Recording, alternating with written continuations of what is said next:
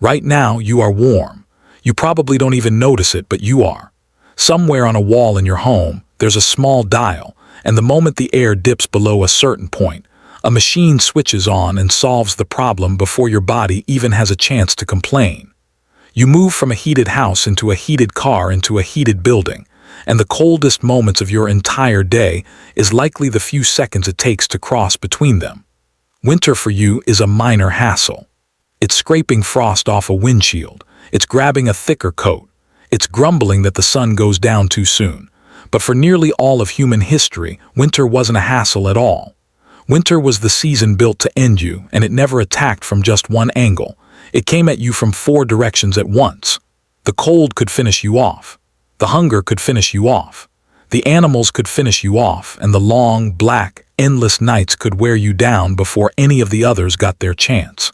So here's the real question. For hundreds of thousands of years, with no furnace, no grocery store, no walls that actually kept the wind out, how did people make it through winter at all? Because they did. Your ancestors marched straight into some of the harshest environments on the planet and came out on the other side. And the method they used to pull that off is one of the most remarkable feats our species has ever managed. Start with the obvious enemy, the cold itself. Here's a fact that surprises most people. The human body is a tropical machine.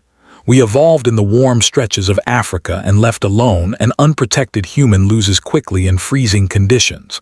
Hypothermia can set in within hours. Your fingers seize up. Your thoughts slow to a crawl. And once your internal temperature drops past a certain point, everything just shuts down.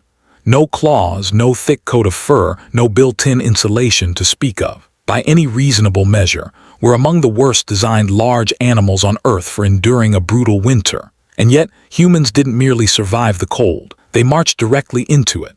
They pushed north into Ice Age Europe, into Siberia, into regions where winter temperatures fell far below what a bare human body can tolerate. So, how did they manage it? The first answer is fire, and we'll circle back to what fire meant for those long, dark nights shortly. But fire has a flaw. It only heats the side of you facing it. It doesn't travel along with you. The instant you step away from the flames to hunt or gather more wood, the cold rushes straight back in. Fire, by itself, was never going to cut it. What ancient people needed was a way to keep warmth wrapped around their own bodies everywhere they went, which brings us to what might be the single most critical piece of winter technology humans ever came up with: clothing. But not the version you're likely picturing. For a long stretch, the assumption was straightforward. It's cold, so you drape an animal skin over your shoulders and call it done. And for a while, that's precisely what people did. But a hide slung over your back leaves openings everywhere. Wind slips in at the sides. Your arms hang exposed. It shifts and falls off the moment you move. A draped pelt beats nothing at all. But in a genuine winter, beating nothing still gets you killed. The real leap forward was learning to cut hides into sections and stitch them back together into shapes built to match the human body. Fitted sleeves, closed seams, a garment that sealed a pocket of warm air right against your skin and held it there, no matter how much you moved. That's the gap between a blanket and a coat. But here's the catch. To pull this off, you need a needle, not any old needle, one with an eye, a tiny opening for thread. This is a genuinely tricky object to produce. You take a splinter of bone, grind it down to a fine point, then bore a hole through it, small enough to be delicate but sturdy enough not to shatter. Researchers have uncovered bone needles like this dating back more than 40,000 years, with some finds pushing even further back. These aren't crude accidents. They're precise, intentional tools, and whoever crafted them knew exactly what job they were built for. The thread itself also came from the animal. Sinew, the tough connective fiber linking muscle to bone, could be pulled free, dried out, and used to bind hides into something that would hold. Layer a garment like that with fur facing inward against the body, and suddenly a human being could stand in air cold enough to kill and remain alive inside a private bubble of warmth. Sewn clothing wasn't a luxury. It was the technology that let our species step outside the warm continent it evolved in and colonize the coldest corners of the planet. Take away the needle and the thread, and there's no human population surviving an Ice Age Siberian winter. So now you're warm enough you can move, work, hunt, but the light is fatting. The temperature is still falling and a second problem shows up that no coat can fix. You need somewhere to make it through the night. The obvious answer is a cave, and caves genuinely mattered. A deep cave holds a steady temperature, breaks the wind, and keeps snow off your head. But here's what nobody mentions about caves. They're scarce. A good, dry, defensible cave in a sensible location was rare, and if you managed to find one, chances are somebody else wanted it too. You couldn't count on finding a cave most of the time. If you needed a place to ride out winter, you had to construct it yourself, and this is where things get extraordinary. At a site called Mezhyrich in modern-day Ukraine, archaeologists uncovered the remains of dwellings built roughly 15,000 years ago, but the surrounding landscape had almost no timber and almost no stone. So, the people there built homes from the one raw material available in massive supply, the bones of mammoths. They stacked and interlocked the remains of dozens of mammoths into round, dome-shaped structures. Hundreds of bones in a single dwelling. Jawbones layered like shingles. Enormous tusks arched over the entryways. These weren't hasty, disposable shelters.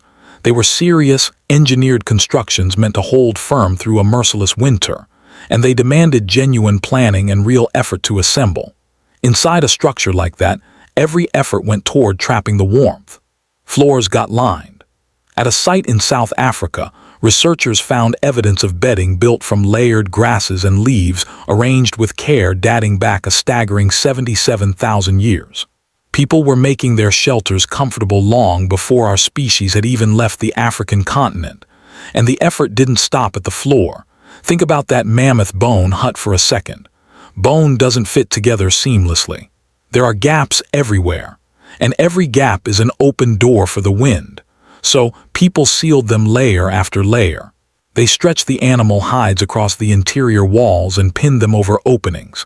They cut blocks of turf and stacked them against the outer walls, and some groups even packed snow up against their shelters.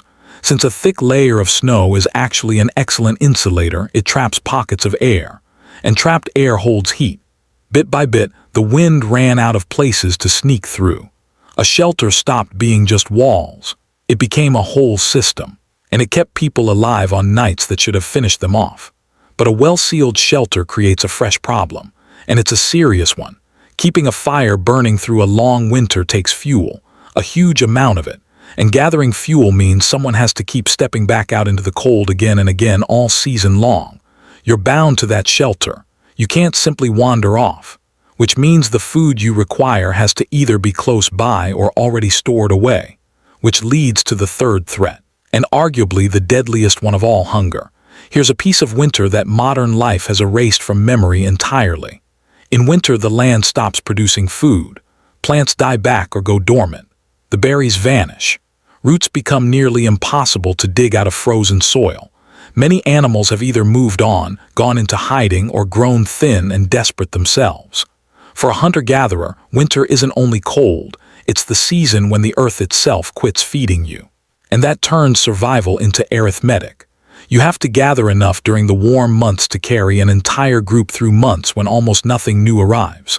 So, ancient people became masters of food storage, and they developed a handful of brilliant methods. The first was drying. Slice meat thin and let it dry, whether in sunlight or over the low smoke of a fire, and you pull the moisture out of it. Without moisture, it can't rot. Dried meat could keep for months, and the smoke added a second layer of preservation on top of the drying itself. A rack of drying meat in autumn was, in every practical sense, a group's insurance policy against starving by late winter. The second method was turning the cold itself into a tool. Frozen ground works as a natural freezer. Dig a pit down into the permafrost, pack it with meat from a good kill, and the cold would keep it edible for a remarkably long time. Winter, the very thing trying to starve them, became the thing preserving the food that kept them alive. But the single most valuable food in winter wasn't meat exactly. It was fat. When your body is burning huge amounts of energy just to stay warm, lean meat alone isn't enough. Fat is the densest energy source available, and deep in winter, it was worth more than almost anything else. Ancient people rendered animal fat down into a stable, storable substance, an energy-dense fuel for the human body. They combined dried meat with fat into a dense, long-lasting ration that packed enormous calories into a small, portable form. In a season where every calorie counted, fat was the difference between a group that reached spring and one that didn't. So, now you're warm, you're sheltered, and you've stockpiled enough to eat. You've beaten 3 of winter's 4 death sentences, but there's a 4th, and it's the one people almost never consider because it doesn't attack the body. It attacks the mind, the darkness. In winter, especially the further north you travel, the days shrink and the nights stretch out brutally long. You might get only a handful of usable daylight hours followed by 15 or 16 hours of cold darkness with nothing to do but wait. You can't travel far. You can't hunt effectively in the dark. You're confined to a small space with the same handful of people for an extended stretch, night after night after night. And that kind of enclosure, that constant waiting, can wear a person down in a way that cold and hunger never managed to. But here's what ancient people did with those long, dark hours. They didn't just tolerate them, they filled them completely. This was the time for every task that didn't require daylight or fair weather. Sitting near the fire, repairing tools, shaping fresh spear points, mending clothing for the rest of the season, twisting plant fiber into cord carving. The long night wasn't wasted time. It was workshop time. The hours when a group readied everything it would need the instant the weather broke. And it was more than labor. Around that winter fire in the dark is where people talked, where the elders passed everything they knew down to the young, where stories got retold, the same tales again and again, carrying a group's memory and knowledge across generations. A huge share of what we now call human culture, the myths, the songs, the shared knowledge was forged in exactly these conditions. In 2014, researcher Polly Wiesner published a study examining conversations among the Jews/Honsi in the Kalahari, finding that after dark talk shifted overwhelmingly away from practical matters and towards stories, song, and ritual. Firelight itself seemed to change what people were willing to share. People pressed together against the darkness, keeping each other warm, keeping each other sane, keeping each other human until the light returned. Winter didn't just test the body in a strange way, it built the mind. And when you pull back and look at the whole picture, something striking comes into focus. Winter didn't just get survived, winter shaped us. Consider it.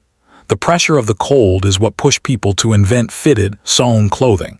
The scarcity of caves is what pushed them to invent real architecture. The seasonal gap in food is what pushed them to invent storage and preservation. And the long, dark nights account for a massive share of where culture itself was formed.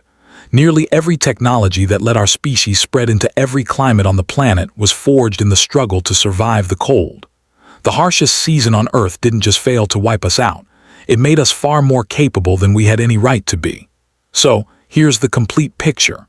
Winter came at your ancestors with 4 weapons, the cold, and they answered it with fire and with fitted, sewn clothing. The night, and they answered it by constructing shelters out of whatever the land offered, even the bones of mammoths. The hunger, and they answered it by drying, freezing, and rendering food into stores that could carry a group for months. And the darkness, and they answered it by turning the longest, coldest nights into the workshop, and the classroom where human culture itself was born. Every single winter was a test that a great many people failed. Survival was never guaranteed. It was earned each and every year through preparation, skill, and sheer stubbornness. And now look at you.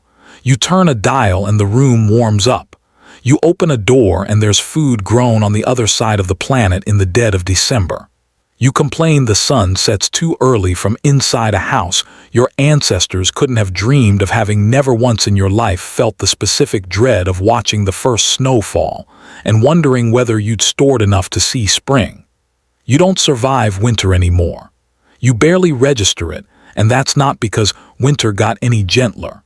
It's because 100,000 years of human beings freezing and starving and huddling together in the dark slowly figured out how to beat it one invention at a time so that you never would have to.